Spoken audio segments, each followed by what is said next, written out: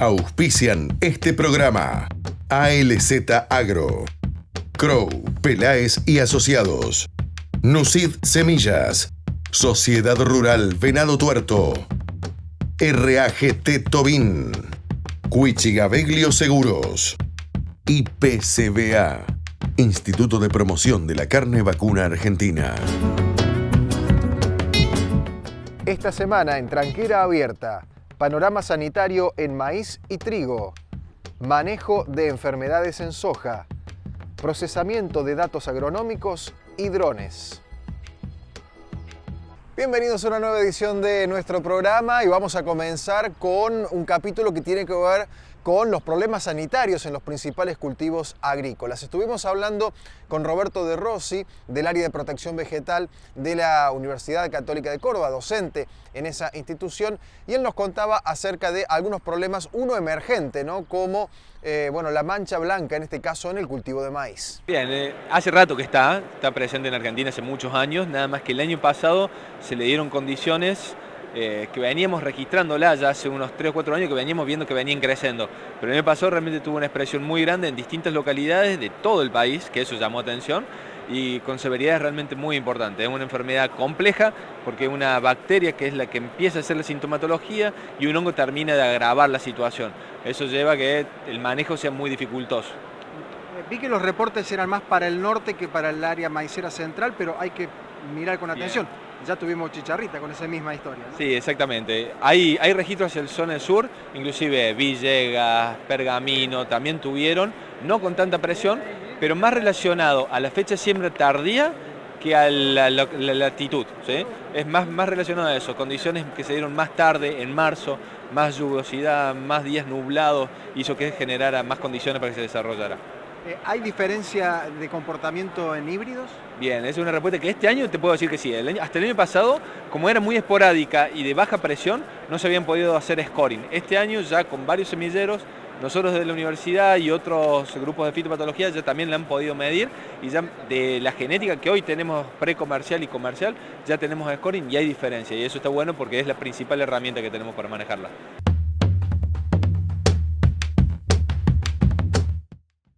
Con Roberto De Rossi también estuvimos hablando acerca de otros problemas vinculados a este cultivo, como son la chicharrita y la importancia de continuar con el monitoreo de Dálvulus, más allá de que los informes son positivos para esta campaña, y un problema bien propio de esta zona, ya bastante difundido, que es el carbón de la panoja. No, seguro, y más ahora que estamos en esta etapa en la cual empezamos a pensar en qué vamos a sembrar, que hay que controlar los maíces guachos, que hay que mantener la población de chicharrita lo más bajo posible, hay que estar atento a las trampas, que es una herramienta fundamental, pero siempre estar atentos, nunca nos podemos relajar más en biología.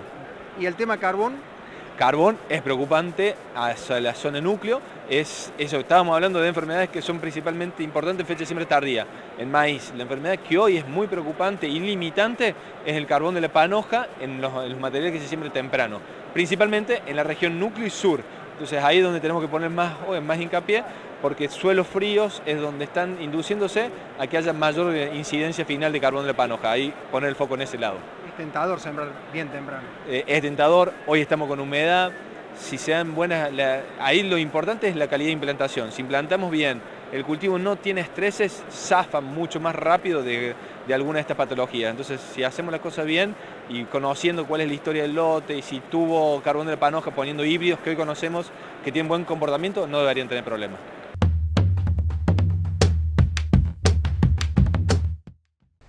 De maíz nos vamos a trigo, estuvimos hablando con Ignacio Erreguerena, asesor técnico con quien estuvimos metiéndonos en el tema de las enfermedades en el cultivo de trigo a partir de la resistencia que han generado algunos fungicidas, algunos principios activos. No, es atender la problemática, contextualizarla, realmente como vos decís, y tu pregunta viene creo que por ahí, es bueno, esas informaciones que implican dentro de la producción y sobre todo en el uso de fungicidas. Básicamente en lo que es Dreslera, Titis y Repentis, el causante de mancha amarilla, sabemos que estamos en una etapa de ajuste. En la etapa de ajuste es la última etapa de la resistencia a fungicidas. Entonces, lo que debemos hacer en esa etapa es cambiar directamente. Estrovirulina sabemos que ya no funcionan para ese patógeno. En algunos triazoles también están con alguna pérdida de sensibilidad. Entonces, lo que debemos cambiar son los ingredientes activos que vamos a utilizar para esa enfermedad. No quiere decir que para todos. Entonces, nosotros ubicamos, diagnosticamos la enfermedad que vamos a controlar, bueno, y en base a esa información podemos elegir el mejor ingrediente activo para controlarla. ¿Pueden entrar a tallar los biológicos acá o son herramientas que para este tipo de patologías no estarían funcionando? Yo digo, son complementarias. Tenemos biocontroladores que desde las semillas están, en el caso de tricodermas, están siendo muy efectivas, incluso apoyados o complementados con algunos fungicidas, curasemillas, fungicidas digo. Entonces de ahí podemos es una herramienta complementaria que va a apoyar a lo que podemos hacer desde la otra herramienta como son los fungicidas.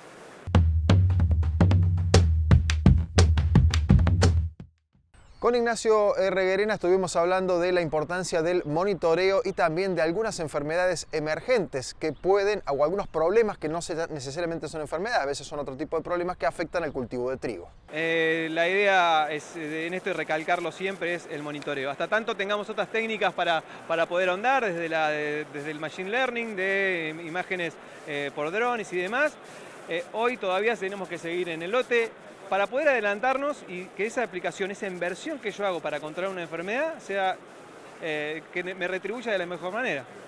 Conocemos este problema, los clásicos del trigo. ¿Hay algún problema que vos puedas decir, che, esto es emergente y vamos a tener que empezar a mirar con más atención? Bien, bueno, obviamente tenemos que seguir de cerca las bacteriosis, cada vez más evidentes. También una cuestión que por ahí no tenemos en cuenta, que no es un estrés biótico, sino el abiótico, que podemos manejar desde el ambiente, o qué podemos estar siguiendo, incluso con bioestimulantes, por ejemplo, antiestrés y demás, que hoy tenemos disponibles para poder, para que el cultivo pase esos estreses, que no son bióticos, no son por enfermedades, pero que a veces nos pueden llevar rendimiento. Básicamente algunos patógenos que están siendo cada vez más evidentes, también, así como te contaba de las bacterias, es para Staphylococcus nodorum, la vieja Septoria nodorum, que está cada vez más prevalente. En el caso de manchas está presente, pero no en altas severidades, pero está cada vez más presente. Básicamente eso, seguir monitoreando, y hasta ahora no hay que alarmarse con alguna enfermedad específica, sino seguir indagando en las que tenemos todos los años.